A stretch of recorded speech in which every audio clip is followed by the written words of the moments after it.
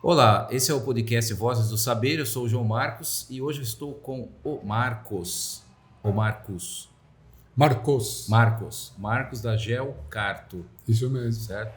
Vamos falar sobre geologia, estudo de meio, geografia, o quê? A gente vai falar sobre o que a gente convencionou chamar de um percurso formativo, que envolve geografia, disciplinas escolares e um estudo de meio. Tá bom, então vamos lá. Bom, o podcast ele é oferecido pela TBA, que é uma escola de balé aqui de Vargem Grande. TBA é uma escola reconhecida internacionalmente. Eles têm várias certificações e realizam espetáculos, é bem bacana. Então tem balé, dança de rua, uma série de modalidades. A Zione, que é a empresa que faz a parte de audiovisual nosso, mídias sociais, fotografia, vídeo, e o Colégio Cognos. O Colégio Cognos ele é um colégio com princípios e valores cristãos. Isso significa que nós trabalhamos dentro do colégio com os princípios do cristianismo, que basicamente amar a Deus acima de todas as coisas e ao próximo como a si mesmo. Então, o respeito é a prioridade aqui dentro. Isso não significa que aqui dentro tenha serviço religioso, então não tem missa, não tem culto, mas a gente criou um ambiente de convivência muito bom, onde todo mundo respeita um ao outro aqui. Trabalhamos com o sistema Mackenzie de ensino, basicamente o melhor sistema de ensino que existe hoje, e temos também aulas de inglês bilíngue, né? Um programa bilíngue 5 vezes por semana, todo dia os alunos têm aula de inglês aqui. Temos psicopedagogo,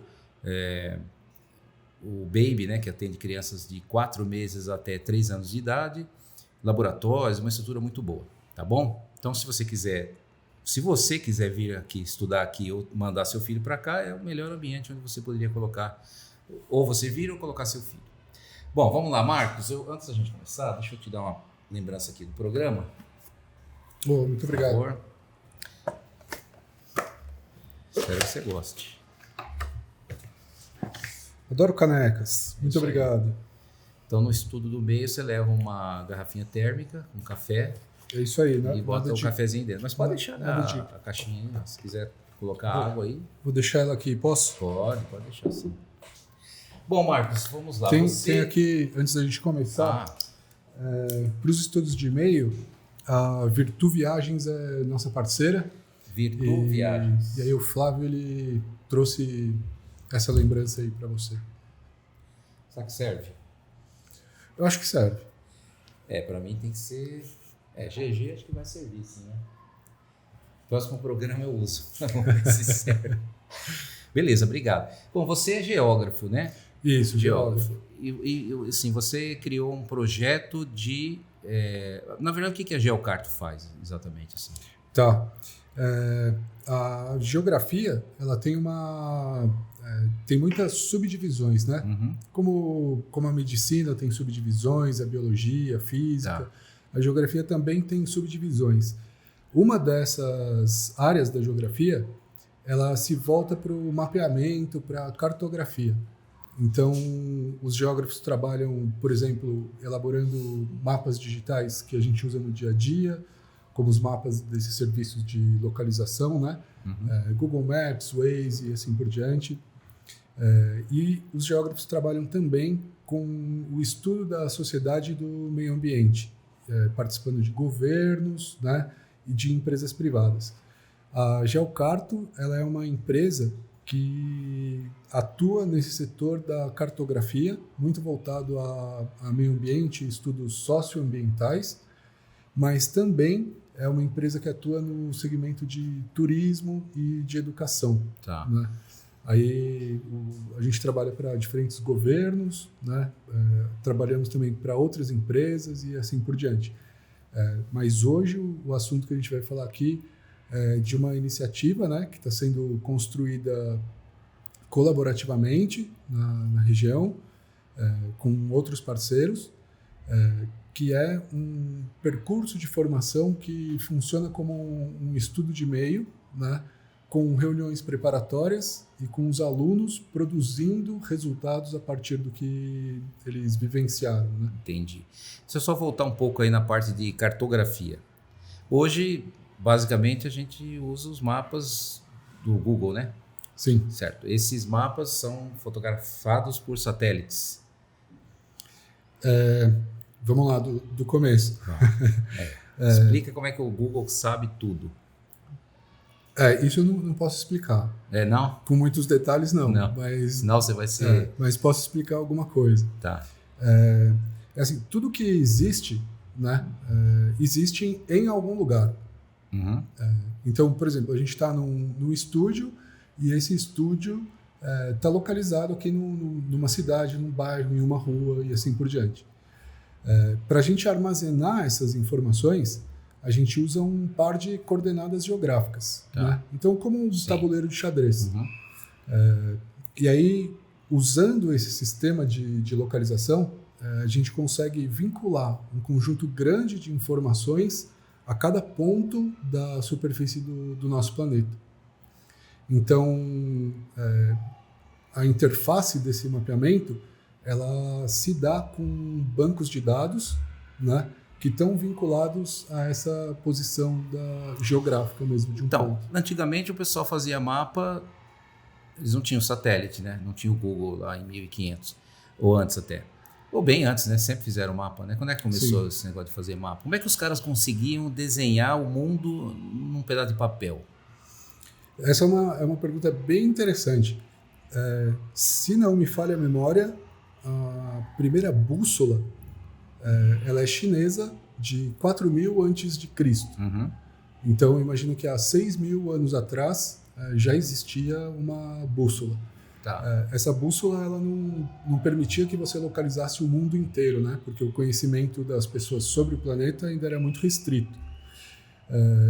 Então, essa bússola ela ordenava uma cidade chinesa, que eu não me lembro o nome agora, mas ela ordenava como essa cidade funcionaria, né? Os vikings, por exemplo, eles tinham um sistema de localização que era uma pedra semi-transparente, perdão, uma pedra semi-transparente que recebia os raios do sol e formava uma espécie de desenho, e eles conseguiam se guiar sempre para o leste, a partir do uso dessa pedra, né?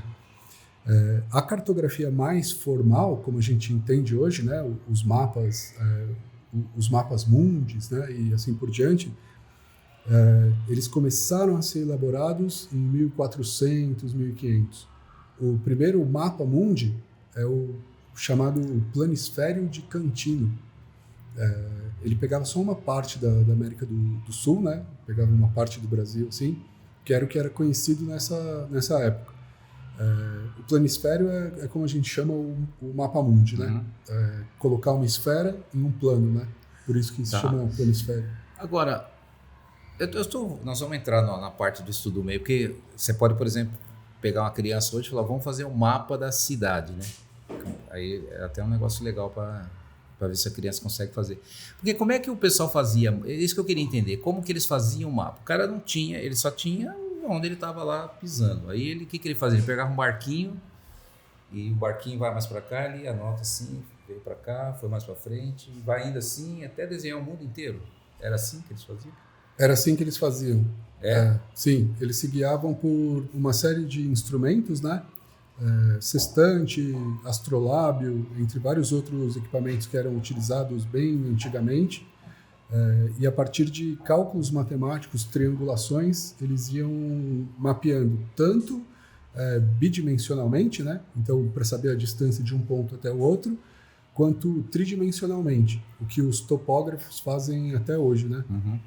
Utilizando teodolitos, desenhos de curvas de nível e tal. Com o advento dos satélites e o Google Maps e outros maps da NASA, por exemplo, o serviço de cartografia ainda é muito necessário, pouco necessário, não existe mais? O serviço de cartografia, ele não costuma aparecer muito, né? Uhum. A gente não costuma ver no noticiário, puxa vida, um cartógrafo está fazendo um mapa. A gente não costuma ter esse tipo de notícia. Mas o serviço de cartografia ele está em todos os lugares o tempo inteiro, né?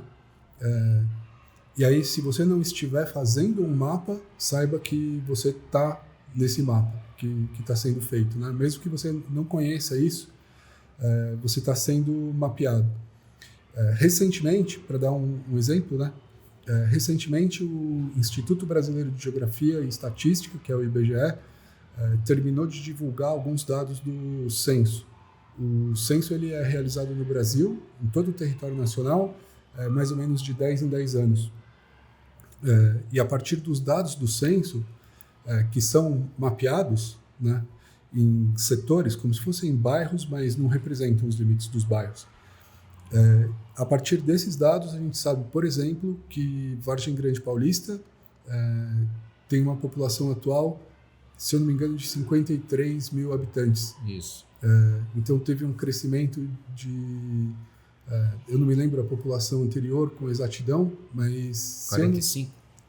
Acho uns 45. Isso. Então, teve um grande crescimento, né? Eu não estou com esses dados aqui frescos na memória, mas isso é mapeado e a gente pode verificar, por meio do cruzamento dessas informações, onde as pessoas estão, de onde elas eram e quais partes do município estão sendo modificadas para receber essas pessoas. Isso permite que a gente olhe para o passado, para essa evolução que está acontecendo com a população e que a gente projete o futuro, né? Então, os mapas eles sustentam tanto essa informação estatística que existe em território nacional, quanto dentro de um município, eles permitem que a gente organize uma cidade, né? Tá. Sim, então, cartografia e mapa e tal não é só físico, né? Limites territoriais, nada disso. Tem um monte de outros mapas, né? Isso. Populacional, demográfico, né? Demográfico. Existe o mapa da distribuição da vegetação, da distribuição dos rios, das planícies, das serras. Existe os mapas de áreas protegidas, áreas que podem ser construídas ou são não edificantes, que são as áreas que você não pode construir nelas. Então, existe um conjunto grande de produtos da cartografia que são utilizados pelos governos, gestores e empresas, né? Então, sempre tem alguém fazendo algum tipo de mapa. Sempre tem muitas pessoas fazendo né? muitos tipos de mapas. Territorial, já descobrimos o mundo inteirinho, não tem mais nada assim, que essa pontinha aqui a gente não tinha descoberto, agora vamos alterar os mapas e botar esse pedacinho de terra, que não existe mais isso, já está tudo certinho. Os mapas eles têm diferentes precisões, né? Uhum. Então o mapa ele pode ser mais preciso ou menos preciso. Em nível global, não existe nenhum grande desafio da cartografia com relação a uma nova área a ser mapeada.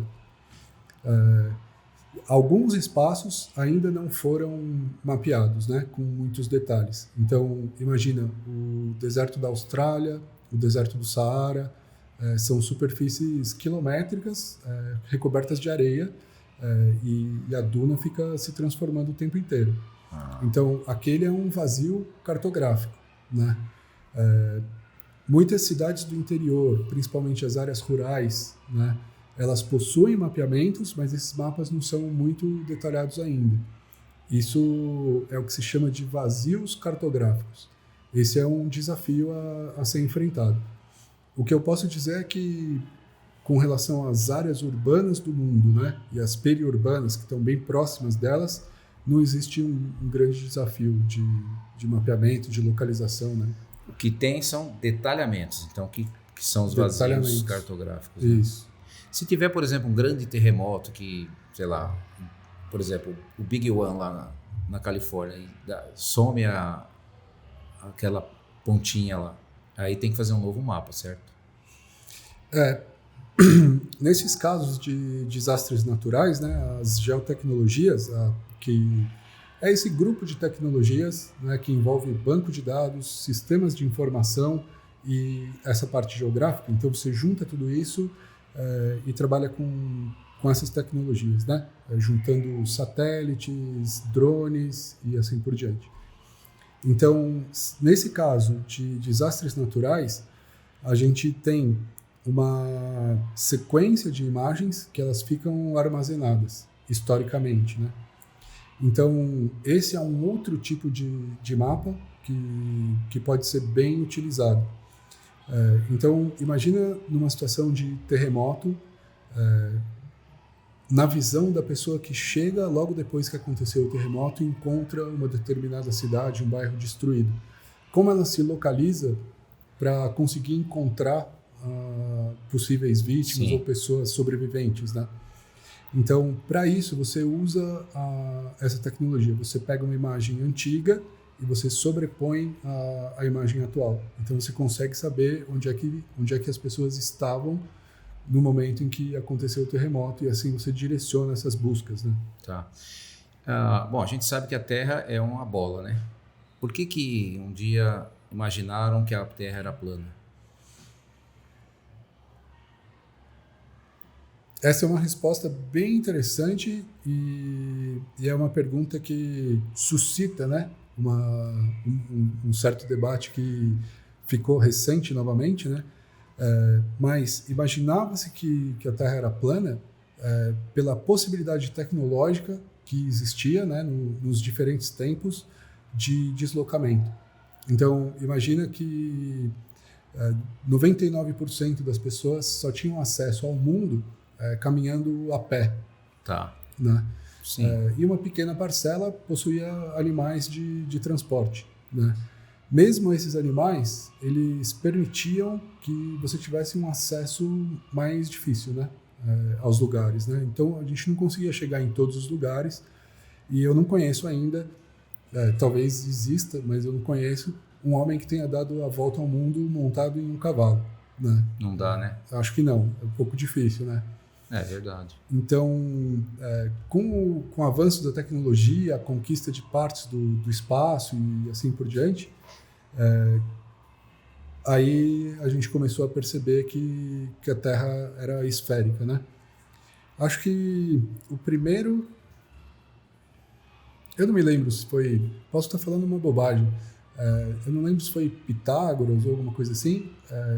Foi a primeira pessoa que disse que a Terra era redonda, porque ele fez medições de acordo com a angulação do Sol. Sim. Então ele percebeu que a sombra se projetava em uma determinada distância e depois fez uma medida em um outro lugar.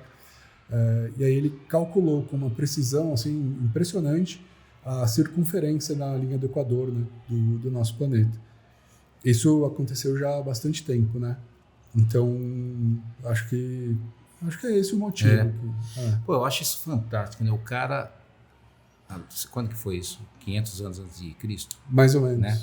E ele fazer um negócio desse assim e afirmar, pronto, é redonda por causa disso, disso. Né? Sim, negócio... os gregos eles tinham um apreço pelo debate, né? Pelo pensamento.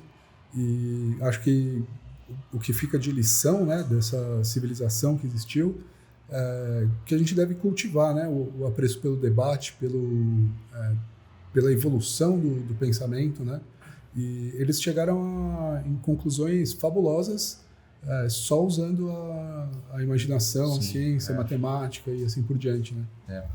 Bom, a gente tem dentro das disciplinas geografia, né, então Sim. Sempre teve, né, geografia, história e tal. E assim, a geografia vai muito além daquele estudo que é feito nos livros, né? Essa área de geografia, né? Que você fez na faculdade de geografia. Isso. Eu estudei na Universidade de São Paulo, né? Uhum. Estudei geografia de 2002 a 2007. Eu sou formado há bastante tempo já. Tá. Não, porque assim, eu estou falando de mim, não sei se todo mundo pensa isso, mas a gente sempre vê a geografia como uma aula de geografia, né? Que tem na sala de aula, mas na verdade tem uma vastidão de coisas. Inclusive com a tecnologia hoje, fica muito legal trabalhar nessa área, né? Sim, observar o planeta, né? Mesmo utilizando essas tecnologias que são mais disponíveis, como Google Earth, entre outras tecnologias, né? A gente consegue, por exemplo, simular uma visita a uma rua de um determinado local em Tóquio, em Estocolmo, e ter essa sensação de que a gente está andando por essas ruas, né? Sim. E aí, dentro desse contexto, né, da geografia escolar, uma das coisas, eu fui professor, né, em algumas oportunidades, né, então já trabalhei em escolas principalmente de nível médio de ensino, mas já fui professor de cursinhos preparatórios e durante um ano da minha vida dei aula para os pequenos, né, ensino fundamental 2, Sim. que foi uma experiência muito gratificante, assim, desafiador, né, mas muito gratificante. E em paralelo a essa carreira na docência, né, eu sempre tive esse viés mais técnico, trabalhando com cartografia e meio ambiente. E eu sempre percebi que na geografia escolar, alguns conceitos ficavam difíceis de explicar porque os estudantes não conseguiam tocar essas coisas, né? Então, a exemplo, uma planície ela se forma a partir dos sedimentos que vêm das áreas mais altas. Isso existe nos livros de geografia. Mas dizer que, por exemplo, o centro de Vargem Grande Paulista é uma planície, né, que foi construída por pedacinhos de rochas que vieram dos bairros que estão em lugares mais altos, né, da cidade. Então, quando você aproxima o estudante do que ele está aprendendo na escola e ele passa a conseguir enxergar, né, pelo vidro do carro, pelo vidro do ônibus, caminhando com os amigos, ele começa a dar um significado para aquilo que ele está aprendendo no colégio, para além de ser um conhecimento que cai em uma prova. Quando isso começa a acontecer, aí o ensino fica mais interessante, ele fica mais vivo, Sim, né? Sim, com certeza. Então, esse é um problemaço que a gente tem hoje, né? Por conta do celular, né? Aqui, especificamente, a gente não permite o uso de celular durante as aulas, eles têm o celular para usar na saída e tal. Mas durante a aula, necessariamente não precisa do celular, né? Tem outros recursos que a gente usa. Aí você vai sair quando meus filhos eram pequenos, a gente ia viajar, né? E aí eles querem ficar do celular, né? E aí você passa por paisagens lindas, e aí você vai passando nas cidades, vai conhecendo a cidade, os limites, os rios e tal. E eles estão perdendo isso, porque eles não ficam no celular, né? Mais legal ficar assistindo a série, fone de ouvidozinho dele lá. Isso é um problemaço, isso aí, né? Então, esse projeto seu, de vocês, né? Tem mais pessoal aqui. É bem interessante, né? Agora, há interesse dos alunos, no geral, e eles saírem um pouco das mídias, dos equipamentos eletrônicos e falar, ok, vamos nos isolar e vamos conhecer a natureza, estudar o meio, essas coisas assim. Você percebe isso? Eu percebo. O que eu percebo? Eu percebo que esse é um grande desafio. Então, uma das componentes, né, do que a gente faz é o Atlas Municipal. Então, a gente está desenvolvendo isso a princípio para os municípios aqui da região oeste, né, da região metropolitana de São Paulo. Então, desde São Lourenço da Serra, Juquitiba, Itapecerica da Serra, Embu das Artes, Cotia, Vargem Grande e mais alguns outros municípios, a gente já tem um banco de dados muito consistente, né? E a gente está produzindo as páginas dos Atlas mesmo. Então, existe uma componente do Atlas, que é um livro mesmo, impresso, o que a gente pretende, né, para imprimir em formato de revista, para ser mais barato, mais fácil, né? A gente busca trazer alguns elementos de design, né, principalmente design gráfico, esse tipo de coisa, para tornar o material mais atrativo. Mas existe também um Atlas digital. Então, esse Atlas digital, ele tem basicamente o mesmo conteúdo, mas ele vai hospedar a produção dos estudantes, né? Então, vamos imaginar o Colégio Cognos, depois que o produto estiver bem formatado, contrata a Geocarto e a Virtu para participar desse processo. O que aconteceria? O que vai acontecer com os estudantes, né? Então, os estudantes eles vão ter um período de mobilização, 1 ou 2 encontros, né? Nesses 2 encontros, a gente explica como usar o Atlas e como participar do estudo de e-mail. A gente faz uma oficina preparatória, dizendo para os estudantes quais são os seus interesses. Eu gosto de podcasts, por exemplo. Tudo bem, então a gente vai produzir, nessas 3, 4 semanas que a gente vai vir aqui, uma vez por semana, a gente vai produzir um podcast. Sobre o quê? Bom, a gente vai fazer uma visita vai fazer um estudo de e-mail em algumas coisas que estão escondidas aqui na nossa região, né? E aí, a partir dos seus interesses, vamos dar um exemplo. Uma garota quer ser arquiteta. Então, a gente vai levar ela para 2 atrativos que existem aqui, por exemplo, no município de Vargem Grande Paulista. Um casarão colonial e uma igreja construída pela arquiteta Lina Bobardi, que é a mesma arquiteta do MASP, né? Então, tudo bem, você vai fazer um podcast ou um vídeo, né? Ou um áudio, ou produzir um texto, ou um conjunto de fotografias sobre esses lugares dentro do seu interesse pela arquitetura. Então, a gente faz uma espécie de tutoria, né? Mas é mais uma orientação quase acadêmica ali, Tá. ajudando a construir o roteiro, né? A elaborar esse tipo de coisa e tudo mais. Onde ela vai divulgar isso, né? Claro que isso passa por uma curadoria, então a gente vai ver exatamente o que está em cada vídeo, em cada produto. Ela pode divulgar nas redes sociais da escola e ela pode divulgar no próprio site do Atlas. Então, no Atlas vai ter uma página sobre o sítio Maracanãnduva, City On. E ela vai fazer o trabalho dela e o trabalho dela vai ficar hospedado ali para que os outros munícipes, os outros estudantes tenham acesso e se interessem. Então, a nossa estratégia para despertar o interesse do aluno é despertar o interesse dele pelo outro, pelo que pensa o outro, pelo que produz o outro. E despertar o interesse por produzir coisas, por pensar, organizar, planejar e executar, né? Essas coisas. Então, a metodologia está muito vinculada a essas metodologias ativas, né? Sem perder o que é importante no ensino tradicional, né? Eu, como professor, com muitos colegas, professores, eu conheço o dia a dia de um professor e eu sei o quanto a gente pode transformar uma pessoa e o quanto a gente pode ser transformado por ela, né? Sim.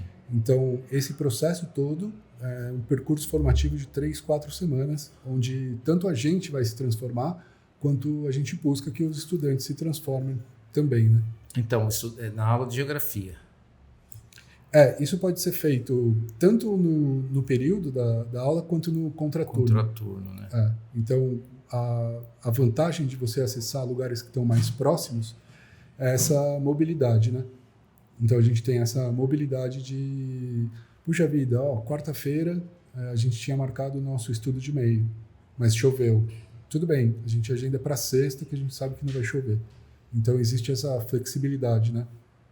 Então, a sua intenção ao fazer isso é com que os alunos aprendam sobre a região ou construir um mapa? Não, os mapas a gente já construiu, Ok. né? E os alunos eles vão poder construir partes desse mapa, né? Digital. Uhum. Então, eles vão poder construir partes desse mapa. Então, essa parte está feita. O que motiva a gente, né? Sim. A principal motivação, ela vem da própria geografia mesmo. Então, você pode ter tido um professor de geografia de que você gostava ou um professor de que você não gostava. E isso muda muito o seu acesso à ciência, né? Então, puxa, eu tinha um professor de matemática muito bom, acho que eu vou fazer engenharia ou alguma coisa relacionada à matemática. Quando você tem essa percepção despertada, né, sobre uma ciência que dentro da escola ela nem é a mais importante, né? Matemática é o que é o difícil, né? Matemática e língua portuguesa. Isso é o que é o difícil. Então, para a gente conseguir trazer esse conteúdo, né, para esses estudantes, a gente pensou isso. Então, essa é uma das coisas que nos motivou. Uma segunda coisa que motivou a gente é a vontade de dividir com as pessoas o interesse pela cidade onde elas vivem, né? Os municípios aqui da região oeste, tradicionalmente, eles são conhecidos como cidades dormitório. Isso. As pessoas trabalham em São Paulo e voltam para morar e dormir aqui. Então, a Raposo Tavares está super cheia de manhã para ir para São Paulo e ela está super cheia para voltar de São Paulo à noite. A ideia é mostrar para essas pessoas, incluindo os novos habitantes, né, as pessoas que vieram morar aqui nos últimos 5, 6 anos, quantas coisas interessantes existem nessa cidade, com o objetivo último, né, de que as pessoas passem a olhar para a cidade e falar, puxa, eu conheço aquilo, eu conheço aquele outro lugar, e passem a se vincular com a cidade, né? Então, não é só um lugar de dormir, não é só um lugar onde a gente fica dentro de casa, né? Eu posso conhecer a minha cidade e, com o passar do tempo, né, eventualmente, a partir desse conhecimento, me tornar um líder da minha cidade, né, em algum segmento. Então, incentivar essa liderança também faz parte disso, né? Liderança que eu digo é ser protagonista, né? Então, eventualmente, um estudante que conhece bem o município, ele vai se interessar talvez pela política e talvez se interesse em ser vereador, prefeito. Então, um outro, né, objetivo que a gente tem é esse de mostrar para os estudantes que o lugar onde ele vive é importante e tem muitas coisas interessantes que acontecem aqui, né? Para isso, a gente fez, ao longo dos últimos meses, alguns trabalhos de campo, né? Então, cada um dos pontos do estudo de e-mail, a gente visitou, em alguns casos, mais de uma vez, né? Para verificar as condições de acesso e esse tipo de coisa, e sempre vinculando a elementos do Atlas, né? E do estudo de e-mail. Então, por ter passado por essa experiência de conhecer lugares que eu não conhecia, eu já sei muitas coisas, por exemplo, sobre o município de Vargem Grande que eu jamais imaginei que eu poderia saber, né? Então, sim, desde da motivação do nome da cidade, por que Vargem Grande Paulista chama Vargem Grande Paulista? Não sei. Existe um rio, existe a margem do rio, e nas épocas de muita chuva, a margem do rio ela alaga, sim, e ela passa a ocupar a planície. Essa área que é ocupada, ela se chama vargem. Então você tem a margem e a vargem do rio, né? E aqui na região central de Vargem Grande, passa o rio que é o Ribeirão Vargem Grande, né? Que é aquele do centro? Aquele do centro, e depois ele corre pela Bungiro Nacal. Não está mais rio aquilo lá, né? Ele foi canalizado, né? Tá meio estranho ele. Mas ainda tá lá. Ainda existe água correndo ali, né? É água ou esgoto lá? É água mesmo? Eu acho que tem de tudo ali. Mas não é uma situação grave que não possa ser corrigida, né? Então, esse é um tipo de conhecimento, de debate, que a gente só poderia ter se a gente conhecer o rio. Porque a maior parte das pessoas sequer sabe que ali existe um rio. Elas passam por ali. Com certeza. Né? Não, você vê, inclusive ali na Bungiro, né? Eu nem sabia que esse rio ia para lá, mas tem uma área ali que é meio alagada, né? Isso. Era, né? Porque aterraram, estão fazendo galpão lá e tudo mais. Você vê, essas coisas vão desaparecendo, né? Vão desaparecendo. E é muito interessante, né? Acompanhar a evolução dos lugares e pensar, bom, talvez essa área de várzea, né, que é uma vargem, ela possa ser preservada. Em muitos lugares do mundo e mesmo em São Paulo, né, existem parques naturais que atraem uma quantidade enorme de visitantes, nos últimos anos, principalmente observadores de pássaros, que viajam longas distâncias para fotografar espécies da avifauna. Existem esses parques onde as pessoas vão para ter o seu momento de lazer mesmo, né? Posso citar o Parque das Várzeas do Embu-Guaçu, que fica no município de Embu-Guaçu. Parque das Várzeas. Isso. Sabe que a gente tem um aluno aqui que é observador de pássaro, né? Não sabia. Então. A gente fez um podcast com ele aqui, bem legal, né? Ele Vou assistir. É curtinho, mas tem uns 20 minutos, mas ele é menino, gosta disso. E ele tem um livrinho cheio de pássaro. São raros alunos assim. Então, já fica a dica para ele de que nas vargens do Ribeirão da Vargem Grande, ele consegue consegui um grupo grande de lifers. Acho que lifers são as primeiras fotografias, né, de uma determinada espécie que eles tiram. O Rio vai sentido Ibiúna. Isso, ele vai sentido Ibiúna, e aí ele vai correndo até a represa de Itupararanga. Tá. Então, esse rio que passa no centro de Vargem Grande Paulista abastece a represa de Itupararanga, né? Uma boa parte do município aqui, ele pertence à área de proteção ambiental Itupararanga, né? Recentemente colocaram uma placa na rodovia Bom Giro Nacal indicando o início da área de proteção. Né? A área de proteção ambiental de Itupararanga. Então, até estava falando num podcast com o professor Carlos sobre isso aí, que eu tinha visto uma placa tipo 0 recentemente, isso aí, eu não sabia que era área de proteção. Né? A parte sul do município, né? Da Raposo Tavares, sentido Ibiúna, mais ou menos toda essa parte é uma área de proteção ambiental. Esse tipo de área de proteção ambiental permite que as pessoas vivam nela, construam suas casas, né, dentro de alguns limites, com algumas restrições. Né. O motivo mais importante da existência dessa área de proteção de Itupararanga é garantir o abastecimento da represa de Itupararanga. Né. Então é uma represa muito importante que abastece as cidades do interior paulista, aqui do oeste. Né. Então, esse projeto é muito legal, porque a gente tem que resgatar nas pessoas o interesse pela natureza, pela vida, né? Hoje está todo mundo no digital, tudo é digital, inclusive o podcast aqui, né? Digital também.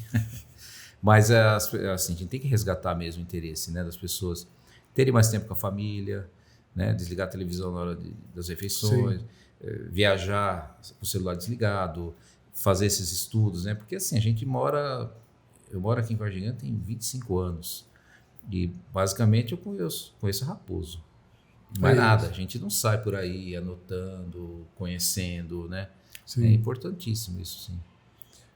Tem um filósofo chamado Heidegger, que ele diz que o que é, por ser tal como é, não deverá ficar como está. A natureza de tudo que existe é se transformar, né?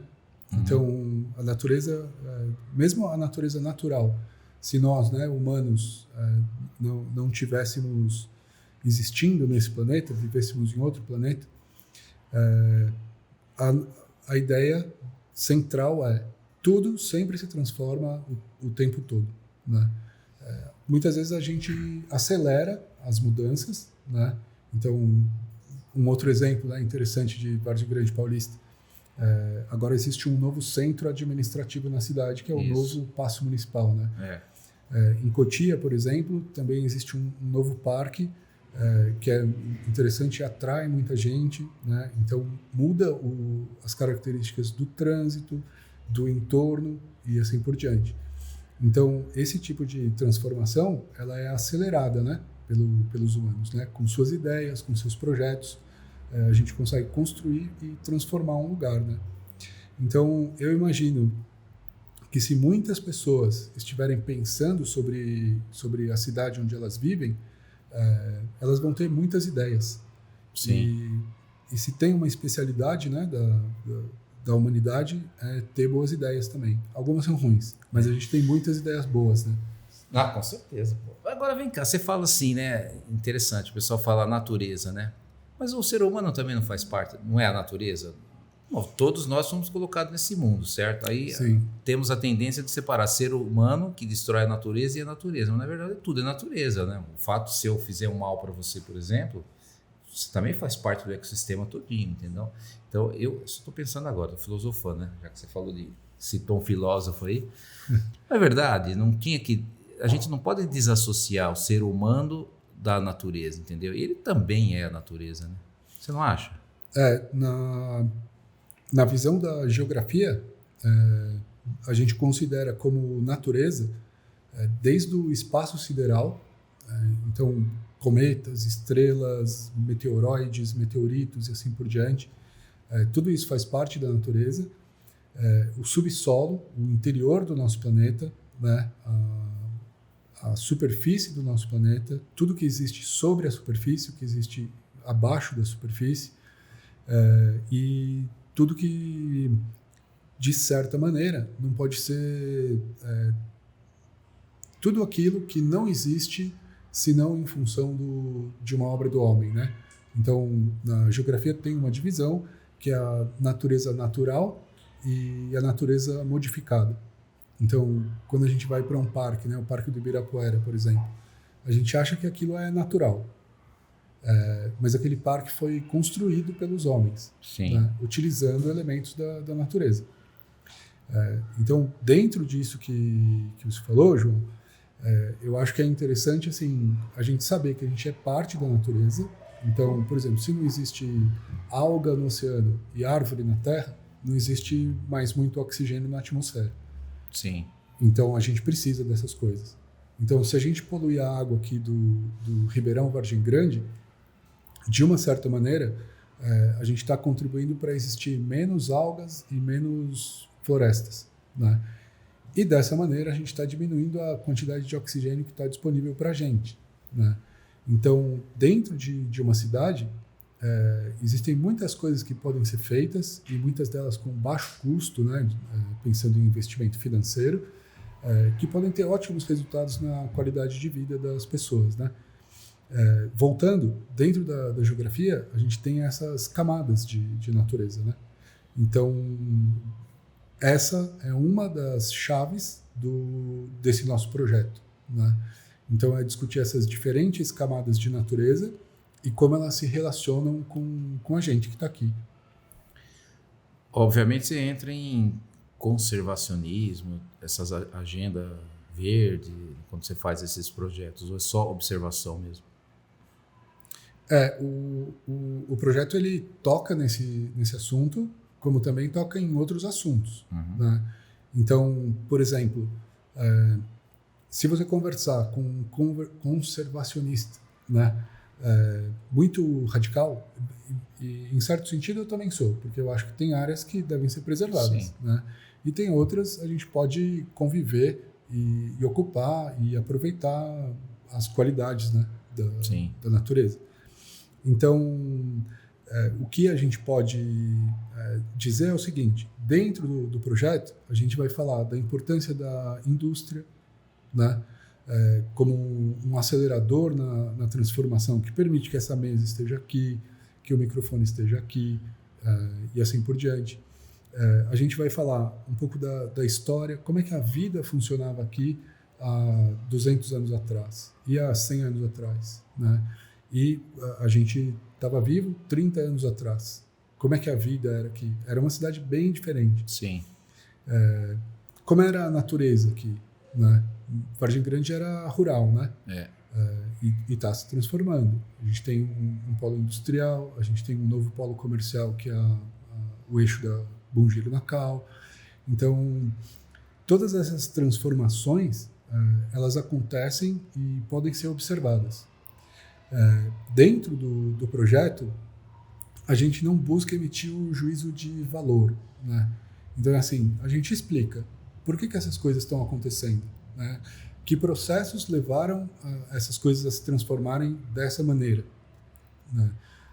Mas a gente não emite o juízo de valor no sentido de deveria ser assim, não deveria ser de outra maneira, sabe? Entendi. Então, assim, em certo sentido, é um projeto muito expositivo que apresenta a cidade mesmo para os estudantes que habitam em determinada cidade, né? Hoje você já tem o projeto rodando aonde?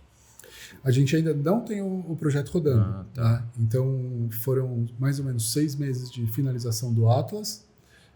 Aí agora a gente está em fase de lançamento, procurando parceiros e financiamento. O estudo de e-mail, a gente já fez um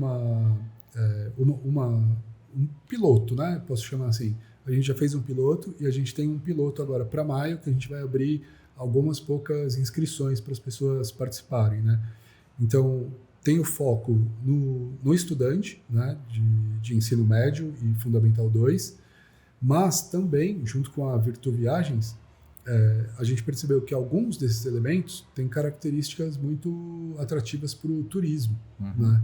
Então, fazer turismo, ao invés de ficar em casa, como você disse no começo da nossa conversa, com o fone de ouvido, assistindo uma determinada série, você pode pegar uma tarde em família e fazer uma visita para um lugar diferente, que fica no seu município e está acessível a 5 minutos da sua casa, e que vai ser extremamente prazeroso e vai trazer uma construção de uma memória para a sua família, para os seus filhos, para os seus amigos e assim por diante. Né?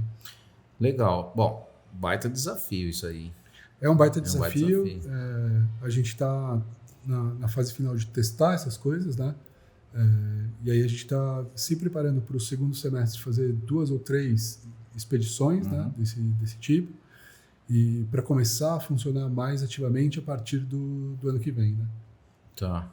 Legal. Bom, 2 vantagens, né? Faz com que a disciplina de geografia seja mais legal, né? Sim. E faz o pessoal tirar o traseiro da cadeira. Eu sou suspeito que eu sempre acho que ela é legal, né? Né? Eu sempre acho que geografia é legal. O que eu falei para você, geografia eu sempre tenho a ideia de estudar capitais, os estados, clima, relevo. Existe uma outra geografia que ela está aí, está disponível e acessível, né? E acho que essa outra geografia, junto com essa, é importante saber os nomes dos lugares, né? Mas junto com essa, acho que entender o processo, né? Como a história foi formando o mundo, como a natureza foi formando o mundo, e o que a gente pode fazer para melhorar o presente e, por consequência, o futuro, né? Sim. Então, a geografia ela é central nesse debate aí. Bom, beleza. Eu agradeço aí a sua Muito bem. participação aí aqui no podcast. Eu acho super importante, a gente tem que motivar os alunos a saírem, né, apesar do digital ser o presente e o futuro, mas tem que motivar, não adianta. Senão, inclusive, muitas coisas vão passar e o pessoal não vai ter nem oportunidade de ver, né? Animais, pássaros, enfim. Essas coisas são... O digital, ele é muito importante e ele permite que a gente se aproxime de muitas coisas, né? Que a gente não se aproximaria. Mas o analógico, ele tem um poder também, né? Então, dentro do que a gente faz, a gente associa essas duas coisas, sabe? E eu acho que isso é bem interessante e bem importante. Assim.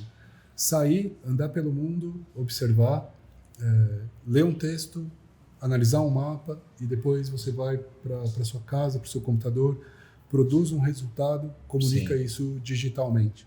Então, o que a gente faz é esse percurso mesmo, né? Conduz esse percurso junto com os estudantes.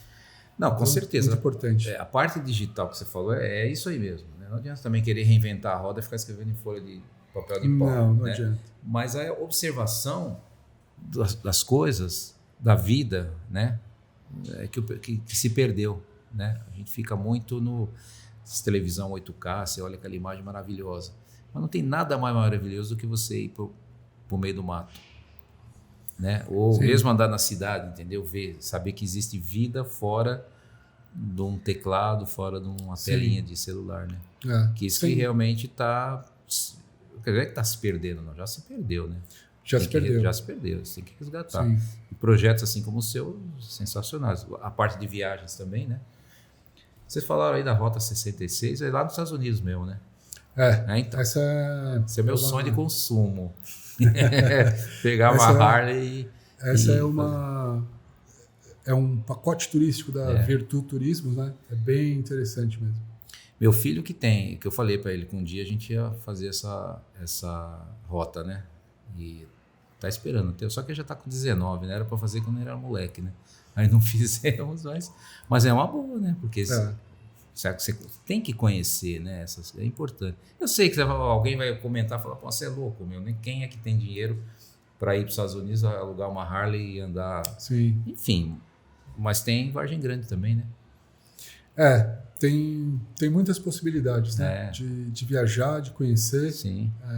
E acho que tem espaço para todas elas, né? Não, com certeza. Tá bom, Marcos, muito obrigado. Tá Quando joia. o projeto estiver mais à frente e estiver implantando, Tá bom. vamos conversar aí. Tá bom? Obrigado Tá pela joia. sua presença aqui. Obrigado, agradeço também. Beleza. Bom, você que assistiu o podcast, muito obrigado pela sua participação. Lembre-se de curtir, comentar e compartilhar. Até o próximo episódio.